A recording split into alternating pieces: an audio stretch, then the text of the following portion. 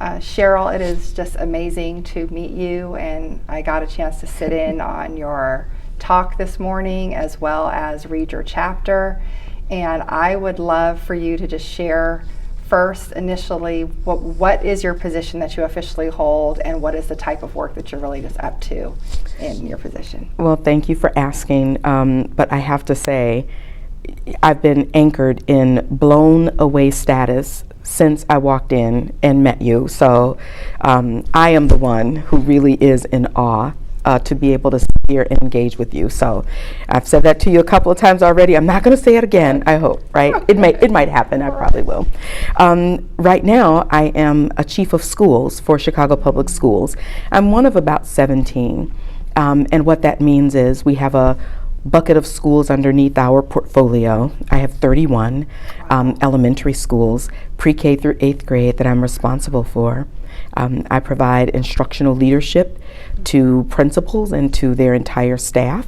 I provide leadership coaching and support, instructional guidance, support for social emotional learning, a variety of things. But that's my job right now.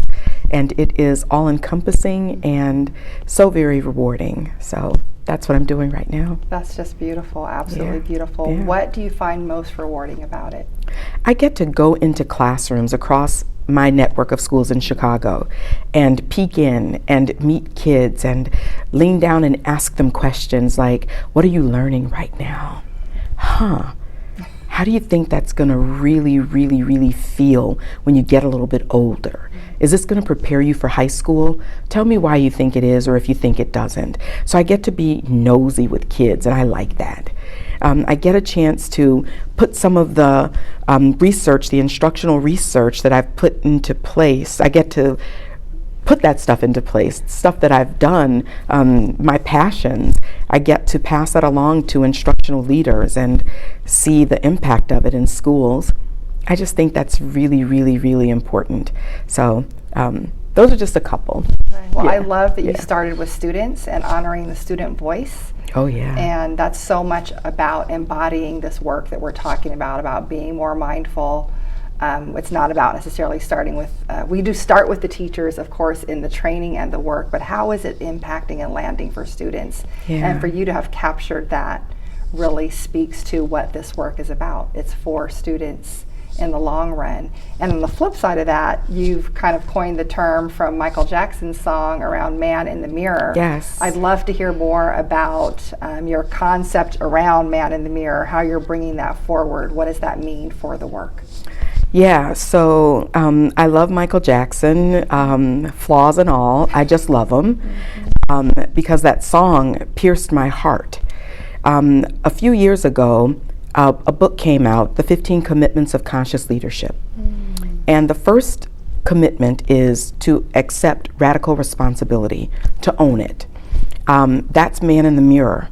If I don't look at myself first, I will not be able to make the change that needs to happen. And so the work that I've been doing lately has been around confronting that. So that means confronting my thoughts, my beliefs, my biases. If I don't do that, I can't help anyone else. There are proverbs that say, heal thyself first. If we don't directly work on us, we can't be of support to anyone else. And I just think it's important. So Michael Jackson says, if you want to make the world a better place, take a look at yourself and then make the change. Right? Yes. And I just think it's important. I think that's one of the most important songs he's recorded, as a matter of fact. I'm sure a lot of people would argue with you about that, but yes, that's okay. I know they can beat it. Right. Stop. Yeah. No, but it's definitely, I mean, he really sent such a positive message with that, and it does really encompass our work. What are some of the activities, like speaking of this book as a field guide and you writing this chapter and taking time out of your basically superintendent-like schedule as you're over these 31 schools?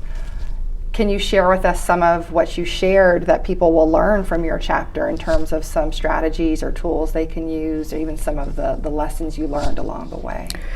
Yeah, so It was not easy. It wasn't that I already had this toolkit and I could go and reach in and know how to solve all of these issues that would pop up, especially when I was a principal. I didn't have that.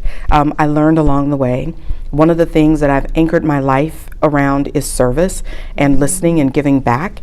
And so that really, that helped me to start my school. When I started the school, I did it based on what students said to me. So I'll give you an example, and I don't think I put this in the book, okay. But my boys at the school building where we were could touch the ceiling. It was so low, my 8th grade boys. And I said, we're going to have a school where you guys are not going to be able to touch the ceiling. And they're like, are you serious? And I said, absolutely. What do you think I should put in a new school? So I started soliciting their thoughts, gathered all of those together, and then put the proposal together to really honor what they had said to me and to write the vision for their new school. They were graduating, but those coming behind them would certainly benefit. And so it started off with me just listening to them. One of the kids said, you know, we've got a bullying issue. I said, absolutely no, we do not have a bullying issue. Yeah, absolutely we do, Miss Watkins. I said, okay, let's talk about that. So I started scouring everything I could find just to address bullying. Ran across Operation Respect and Don't Laugh at Me. It was great. It said, don't laugh at me. Some of us are tall, some of us are small.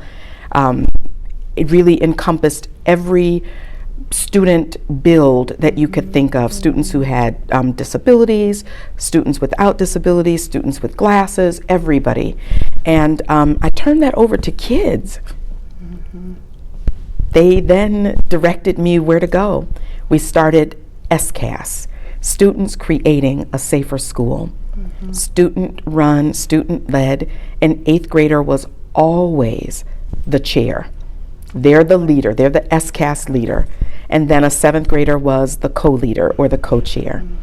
All I did was sit back, give them some tools, purchase some books for them, say something, don't laugh at me, those kinds of things, and let it go from there. That's one of the things I definitely write about in the book, in that chapter, because I think it's important. It changed my life. I believe that. It did. It almost broke my heart. I do trauma-informed walks with leaders and walk around their school and help give feedback on SEL, on the trauma piece and the equity piece. And in interviewing some of the students, they shared that bullying is such an issue. And the students start to get teary-eyed, saying the worst part of the bullying is that the adults are doing nothing about it. Yeah. And when I talked to the adults then and brought that information back, the adults feel so powerless.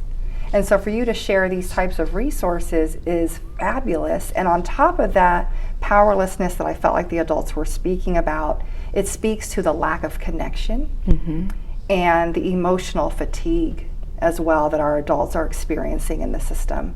When we don't bring in wellness practices, when we don't educate mindfully school-wide, when it's not something we're doing with teachers and with students, that this emotional exhaustion, in a sense, can really take over and lead to dehumanization and then disconnection from those that we're serving. And our kids just want to be safe and feel cared about, as do the adults. And the bullying has just gotten so out of hand. And I really believe it's because we're not spending enough time in connection and nurturing connection. Yeah, we had a student, a young lady at our school, who transferred in middle of the year. And you know, you always think, well, what happened that this student comes in the middle of the year and they're not moving from another state? It's another school, a safety transfer. So we of course took the little girl. She was in 3rd grade then. She moved over to my school, which would have been 4th grade when I split the school to start mine. And I knew that she had been bullied. So her mom specifically said, you know, my daughter talked about when the teacher would leave the room for whatever reason, to go out to get a copy, to get a drink of water, whatever, the students went into bully mode. Some of them went to the door as lookouts. Some of them kicked her out of the chair. They would just beat her every time the teacher left the room. I thought to myself, this can't be true. No, this doesn't happen. It just doesn't happen. It can't be true. But what happened was she developed multiple personalities because of it. So there were some significant issues that occurred from her bullying. Well, Channel 2 News here in Chicago came out. We were doing a big anti-bullying campaign. They said, can we talk to some of your students? I spoke with her mom. She said yes. And that's how the story became real to us. She told everything that we had not ever heard before. She was given that platform. She talked to us. She was very clear about what we could do to help her. It was, again, life-changing. And that's been one of my platforms as well. There will be no bullying, no adult-to-children bullying, no child-to-child bullying, and no adult-to-adult bullying. We're not doing it. We're just not. Yeah. And so you brought in the programs and then also used some mindfulness practices. We did. Along with that? We did. I told the participants earlier, we tried a bunch of different things, and not saying that any of them were horrible.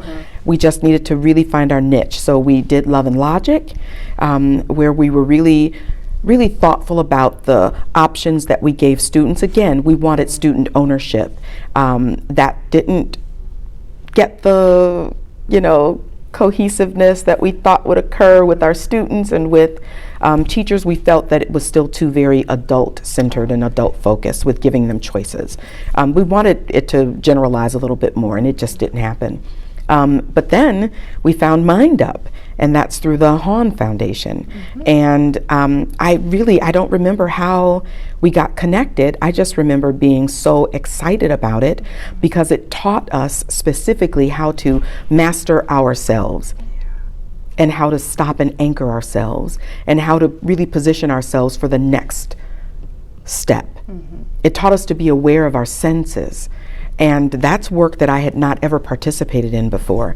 And it's one of the last things we did at the school, but it's probably one of the best things that we did as well. Wow. Yeah.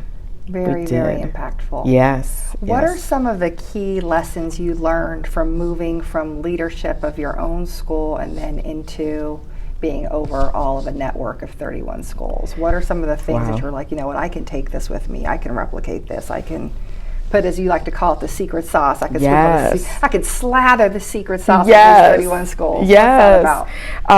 I'll tell you one thing, and well, here's what I do know. I'm going to go slow to go fast.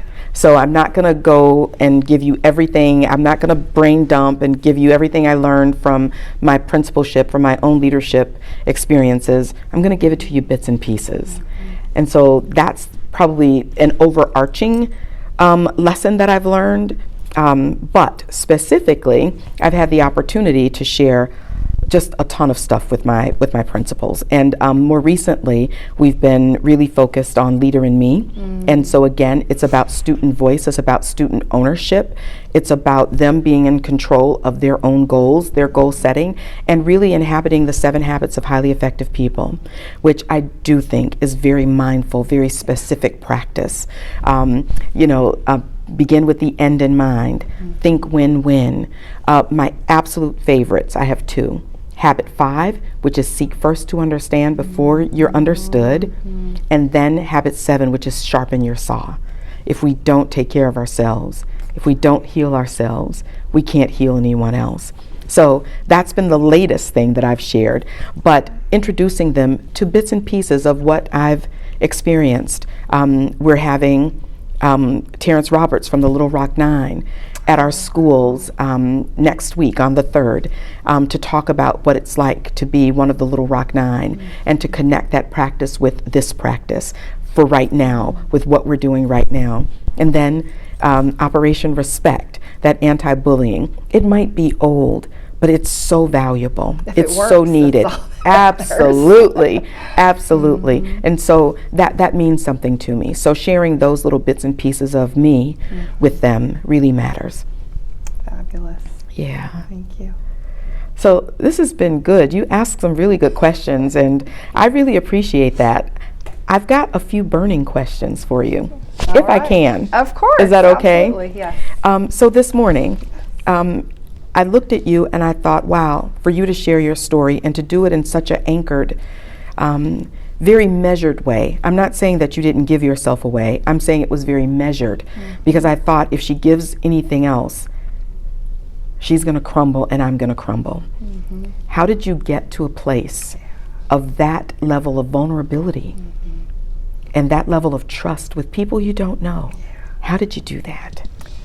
Well, by nature, vulnerability is like taking that risk, really. So whether or not I know the people, I almost make that irrelevant, because I'm trusting in the universal connection that we've all had some sort of mother. We probably all experienced some sort of hardship. Yes. We've all been susceptible to sudden death, heartache, a painful school experience. And when I couch it in that way, I feel more connection than difference. And I know as you've spoken about leadership, not only the man in the mirror, but the self-healing and the self-awareness and the leadership development to have the philosophy so ingrained in me that the leader always goes first. So if I'm going to put the charge out for us to embrace our healing at this conference, so I'm going to put the charge out to be uncomfortable and do our work, then I want to model that for others. I hope that through that happening this morning, that people hit the ground running in those workshops. Like, we didn't need to help, in a sense, crack people open again, that we had hit that space.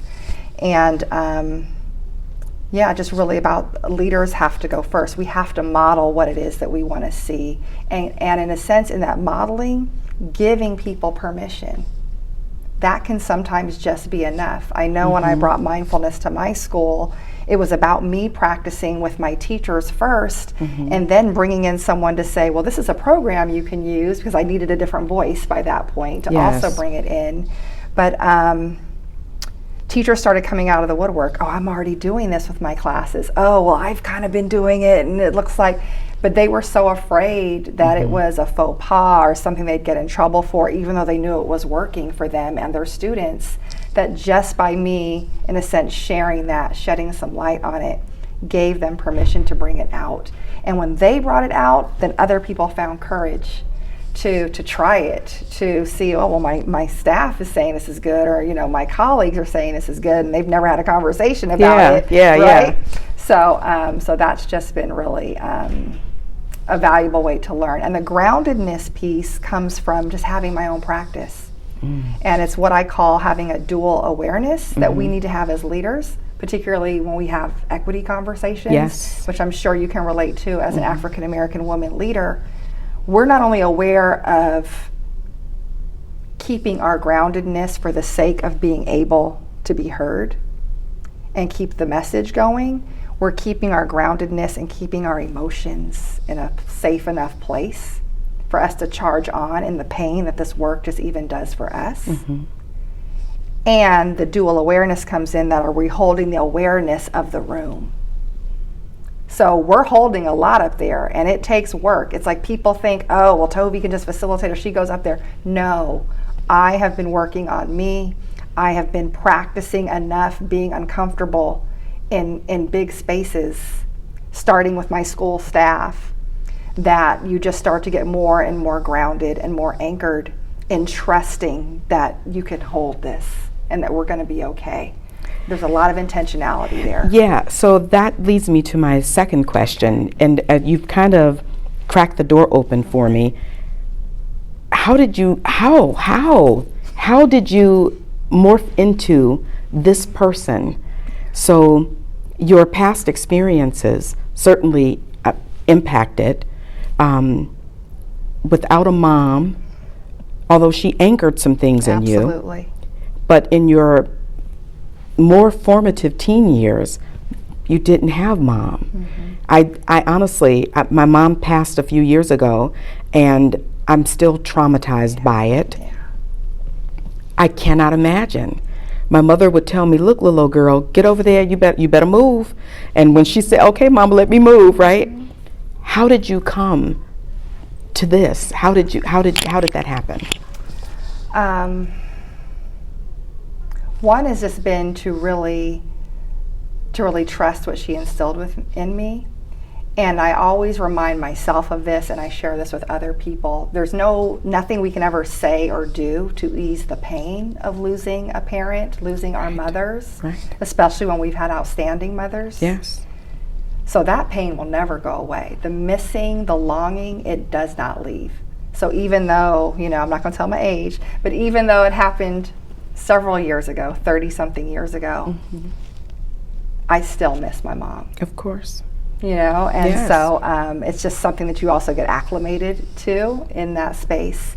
But doing my own work, I had to find a place to be able to heal and go through the challenges of feeling abandoned, go through the challenges of just a deep longing and loneliness, going through what it would take to get to the other side. Yes. And so I feel like now when I'm engaging with difficult emotions at work, I just apply. It's the same type of application of resilience.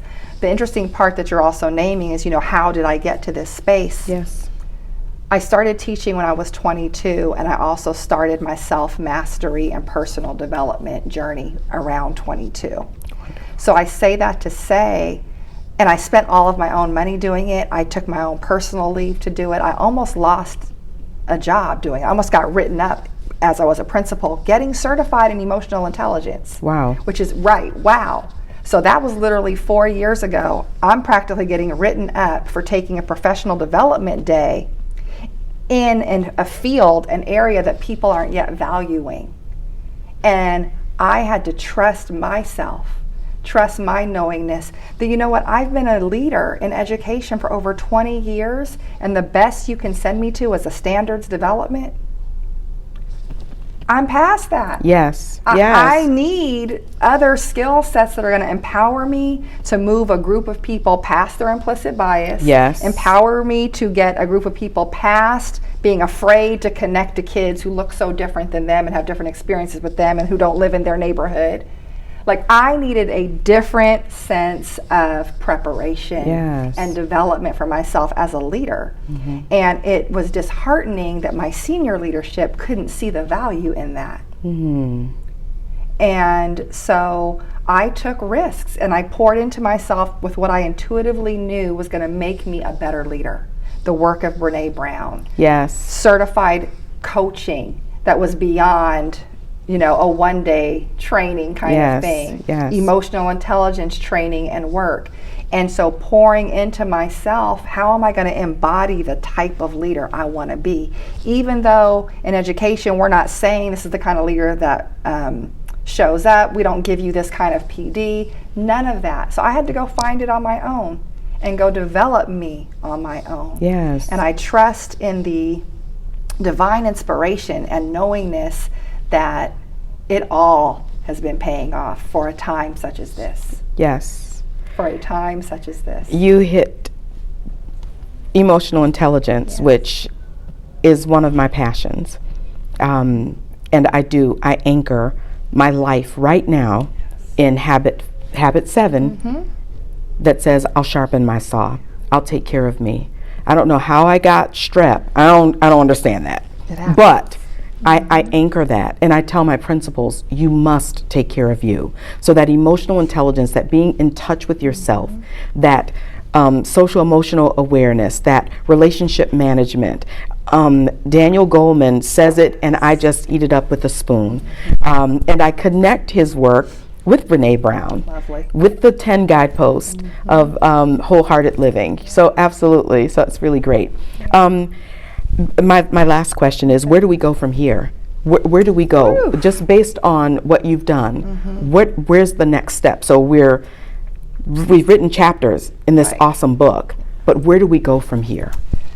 Wow. For me, on an individual level, if we think about things like that, because I always want to start with self, as we know how important that is, to continue to, in a sense, sharpen my saw, to continue to invite in what I call leadership edges. I'm always looking for where am I going to grow as a leader. So how am I doing my work to impact the greater good? Yes. So that for me is my next step.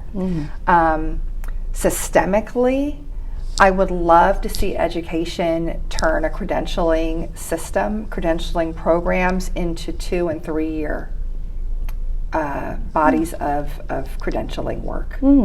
We're in such a rush to get these young kids, I'm going to call them that, I used to be one at 22 years old. We're in such a rush to get them out of college and into the classroom. Our brains aren't fully developed yet. We haven't done any of the valuable work yet to be in a profession that is so daunting and yet absolutely paramount to the future of humanity. And the most sacred work there is working with our children. And we don't prepare people for this work. And so what would it look like if the first year was all self-mastery, self-awareness, emotional intelligence? Then we're going to talk about how you teach. After that, and that is the trauma-informed, and that is the equity lens, and that is culturally responsive teaching and learning.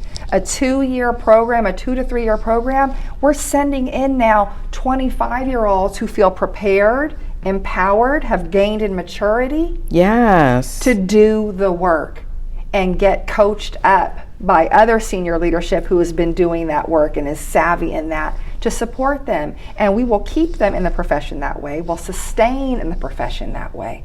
Things will look different. But to get the different outcomes, we have to go back to create a different root source and with greater intentionality. So for me, that's where I want to see us go from here. Where might we really go from here is about, can we bring this type of professional development into the field more intentionally?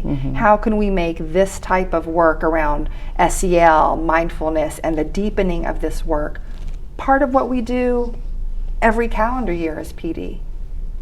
Because again, the strategies have been futile because we're building on sand instead of solid rock, and we need to feed ourselves and our profession in a more solid way. And if we're not building on a firm foundation, we all sink. That's right. So That's right. I feel like I have been poured into so tremendously and significantly, definitely more than I poured out today.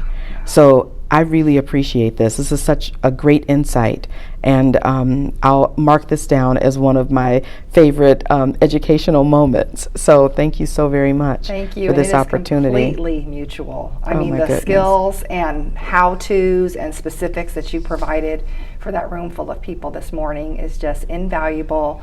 Again, folks can get the field guide of so much of what you've talked about, the resources that you've mentioned. And so you poured into me, I've poured into you, and our cups are full. Let's toast to that. There we go. There we go. Oh, nice.